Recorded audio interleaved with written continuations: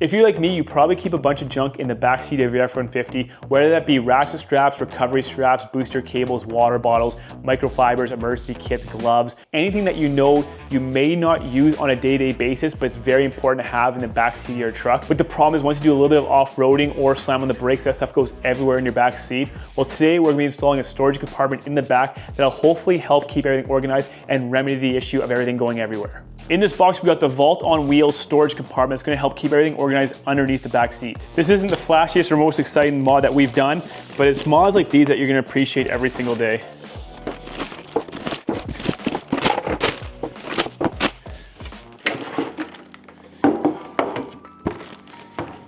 So you can already see how this is all gonna come together. We just gotta clip these together. It should be very straightforward. These should just all kind of slide on top of one another. And then we just got some hardware here to keep everything kind of screwed together. They also give these dividers that go between each compartment that you can just push in just like that. And this will help keep your sections organized or better organized so things aren't overflowing into each compartment. But you can also use it if you want, if you're a hunter and you carry your guns with you, you can keep it, your guns in here if you want. At least that's what it shows based on the images on their website. So however you guys decide to use these, they are quite versatile. So we're just gonna flip this over really quickly here.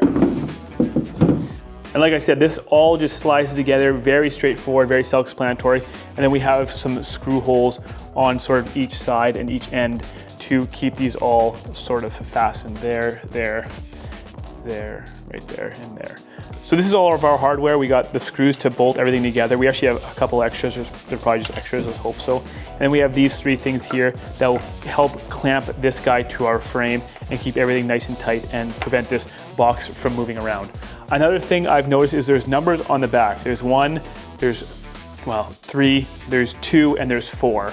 My guess is that you're supposed to go numerically in order. However, if you look on the back here, there are holes that these guys right here go into.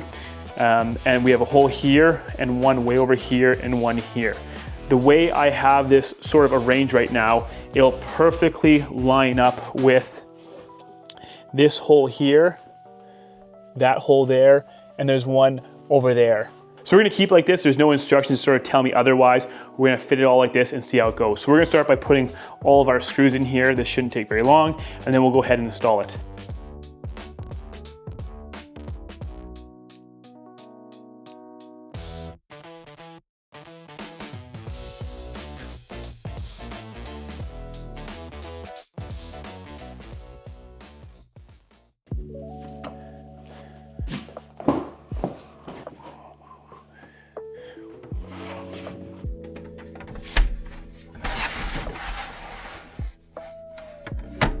So very easy so far. All we have to do is just get these holes all mounted up here with those black bolts I showed you guys earlier, and there is just 3 of them.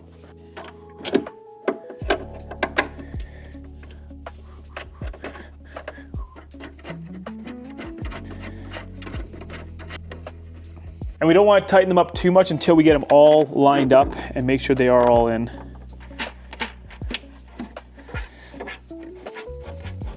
Now, fitment for everyone might be a little bit different depending on sort of how thick your floor mat is underneath. I have a pretty thick one, but no issues getting this all buttoned up here. So before we really cinch everything down here, we just want to make sure our seats nicely line up here with everything. So we'll put the seats down, make sure it all looks good, it all kind of fits center underneath the seats, and then we'll go ahead and we'll do the final tightening on those 3 screws there. So I'm quite happy with that, and I think at this point I'm just going to go ahead and tighten it all down.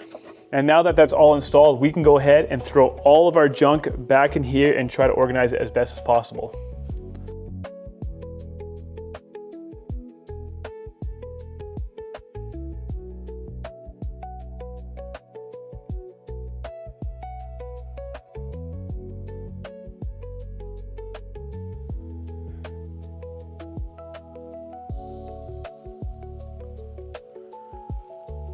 And there you have it. What a difference that makes. I'm actually so excited how that all turned out. We have our gloves over there with our knife and some ratchet straps, our booster cables, and our booster pack. It's always good to have both just in case this guy dies on you.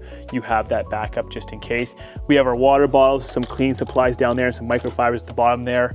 And then we have our recovery straps right here. So if we go ahead and we flip this guy down right here, as well as this one right here, you can see just how nicely it sits underneath the seat. It basically touches right against the bottom, but there's no like, it's not like it's holding it up at all. This is all the way to the bottom as far as it can go. So very, very, very nice fitment on this product. It looks really, really good underneath the seat like that. And the only dilemma you might run into, which I will of course, is I often put a car seat on this seat right here. So if you have a car seat on here, you may not be able to have full access to this box. So make sure you guys prioritize like your more important spaces. Like obviously recovery straps, I don't use that often. If I ever need them a pinch, we'll remove the car seat to get to those, but prioritize your dividers. And this one I can always flip up because I don't put a car seat on this one. So you might want to have, you know, your more important things situated here. I'm going to use ratchet straps a lot more often than I use those recovery straps. Though with those juggernaut straps I have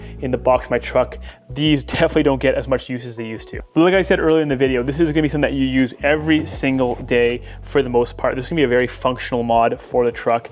Very excited I got this on, and these range in value. This one's only like $100, 80 to $100 depending on where you're located. It's a very cheap box, but it's not cheaply made. Like this plastic feels very durable, very strong. I don't think it shouldn't crack under extremely cold temperatures. It feels like it's got that sort of rubbery, sort of plasticky feel to it. And if I all of a sudden run into any issues regarding this product, I will definitely let you guys know. Again, a nice easy install. If you have any questions or concerns, make sure you guys comment below. I will answer. Aside from that, that's all I have in this particular video. We have lots of exciting mods yet to come on the Tremor. I actually had to make a chalkboard over there because we have so many mods, and I kind of got to sort of start structuring my videos and when I'm going to do them or when I'm going to try to do them based on the weather and all that kind of stuff. This was a nice easy one that I could just do on a Sunday afternoon. Some I need to take a whole day out to do them, but we got lots of exciting stuff to come for the Tremor. And I'm just very excited that I get to do all this stuff and work with all these neat companies, and I just want to thank you guys so much for making that all happen. We're going to be doing mods that not everyone may like or may enjoy, but again, it's gonna kind of give you guys the ability to see for yourself if you like it or not, and I'm kind of gonna be the guinea pig in that front. So we're gonna be working with Boost Auto, we have a custom steering wheel to go on, we have more work left to do with Halo lifts, so a lot of really cool things coming for the Tremor build, you guys. I hope you're here for it. Thank you guys so much for being here, and I'll see you guys in the next one.